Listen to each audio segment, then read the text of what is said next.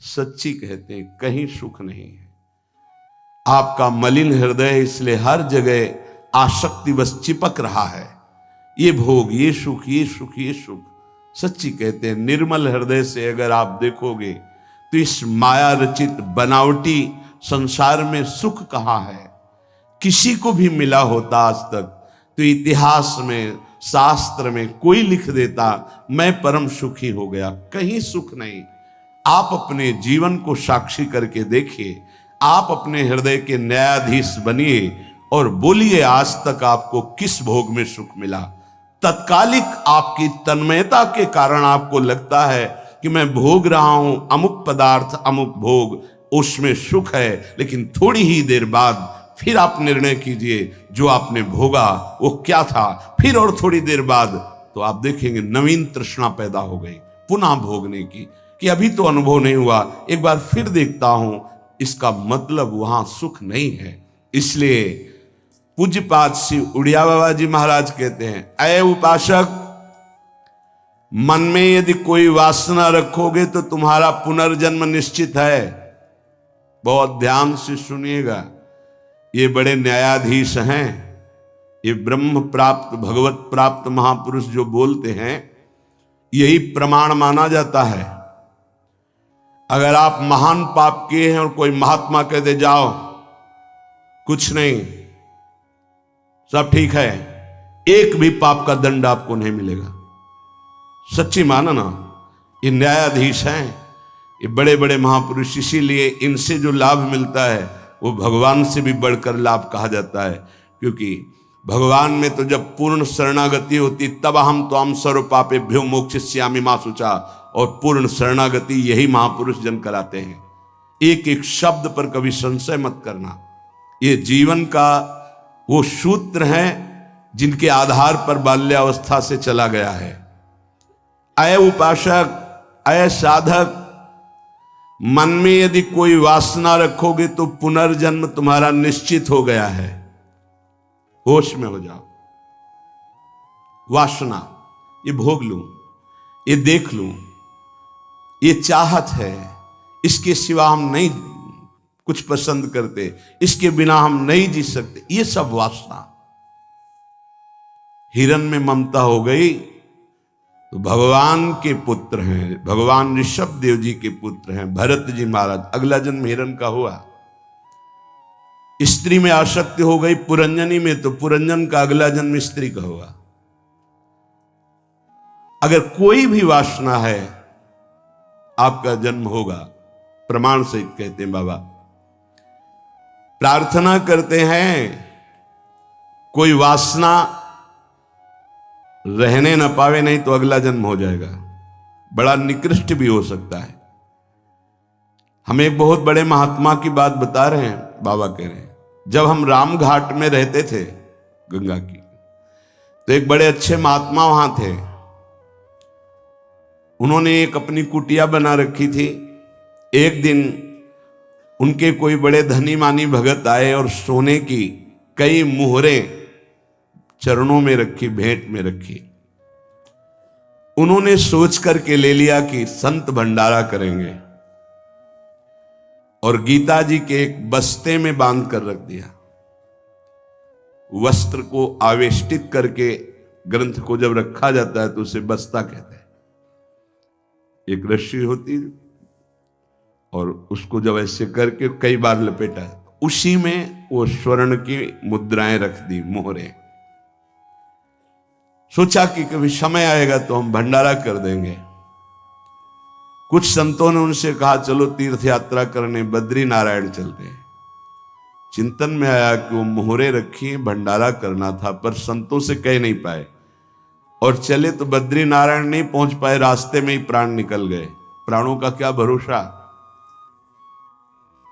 कौन सा कदम आखिरी होगा किसको पता, कौन सी श्वास आखिरी होगी किसको पता। इसलिए बहुत चतुर सुजान वो हैं कि कोई संकल्प नहीं रहने देते, नहीं रखना चाहिए। चतुर सुजान साधक कल हम ये करेंगे, नहीं नहीं, अगर श्री जी ने चाहा तो कल ऐसा हो जाएगा।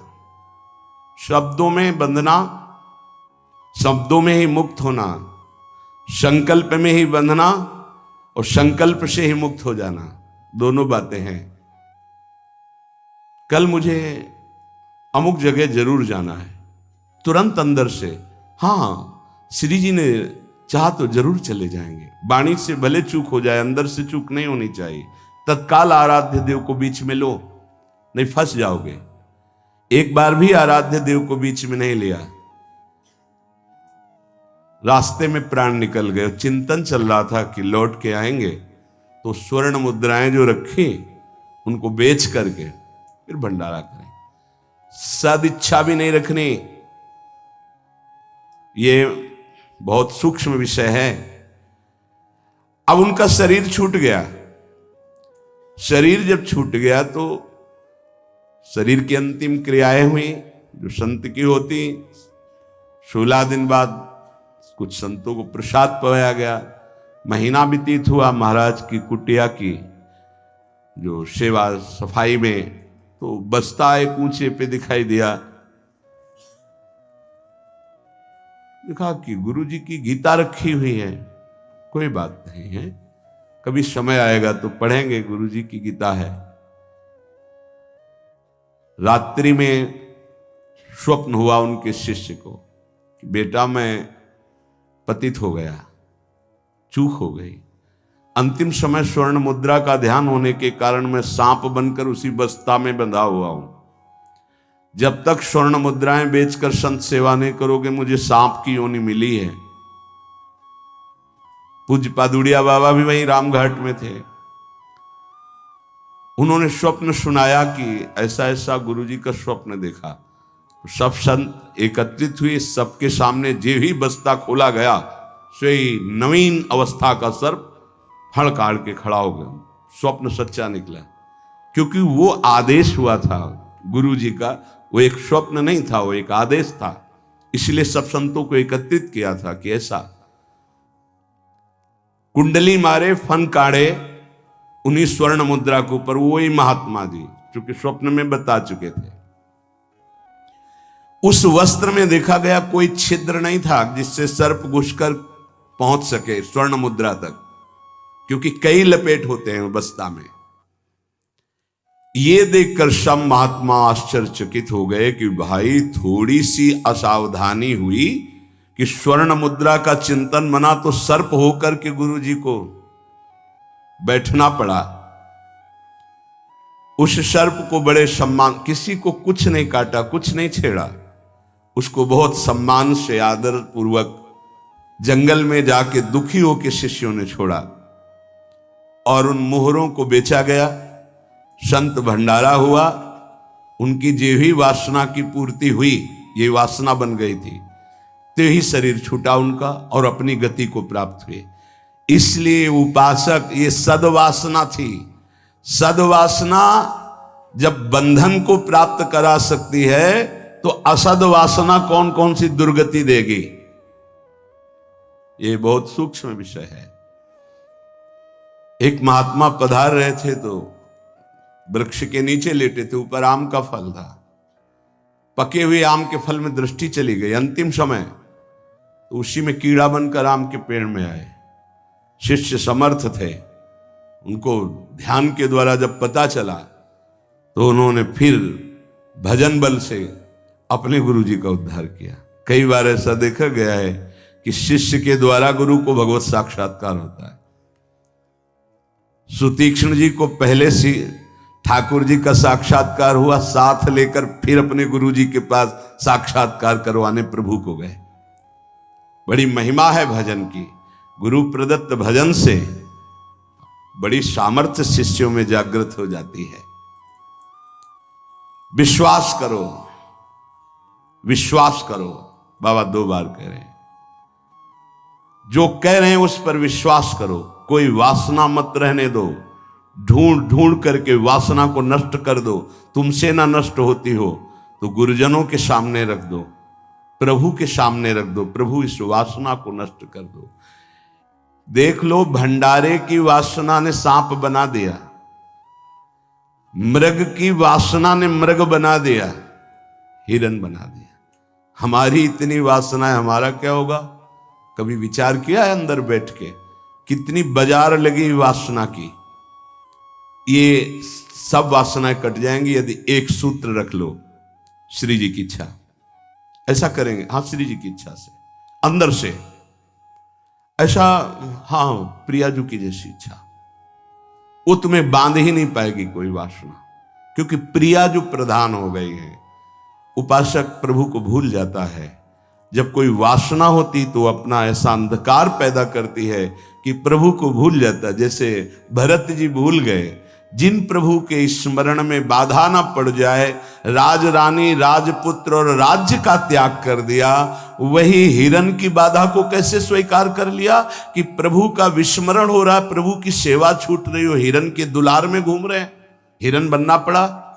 बहुत सावधान। अगर हम सब सावधानी पूर्वक उपासना करें तो इसी जन्म में हम जीवन मुक्त हो जाएं। गुरुदेव, इष्ट, इष्ट का मंत्र और माला, ये साधना की 4 विशिष्ट पद हैं।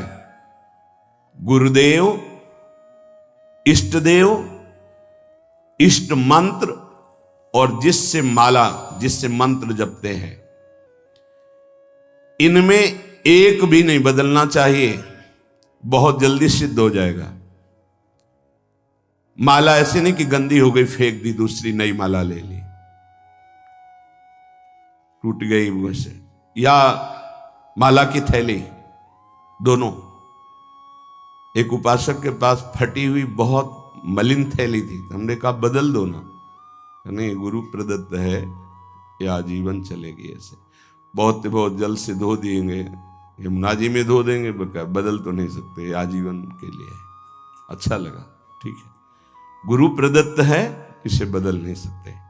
माला झोली, यहां रोज नई चमकती हुई, देखो ध्यान दीजिए, गुरु, इष्ट, इष्ट मंत्र और माला, ये चारों बहुत जल्दी परिपक्व अवस्था प्रदान करती है।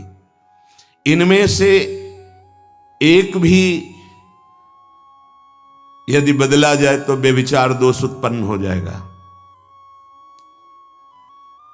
गुरु, इष्टदेव, इष्ट मंत्र, मंत्र जपने की माला और माला झोली सहित, इसे खिलवाड़ ना समझे।